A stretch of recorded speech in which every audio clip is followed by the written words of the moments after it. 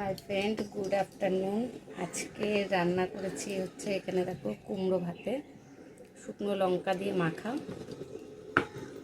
আর এই ভাজাটা পুরো নিয়ে গেছিস, ভাজাটা দিয়ে যা একটুখানি। প্রথমে উচ্ছে ভাজা নিয়ে নিলাম, উচ্ছে আলু দিয়ে ভেজেছি, সাথে একটা লঙ্কা। তারপরে এদিকে কাটাপোনা মাছ কালিয়া করেছি, আর এদিকে হচ্ছে গিয়ে ফ্যাসা মাছ ভেজেছি, আর ডাল করেছি, কিন্তু ডালটা আমি খাবো না।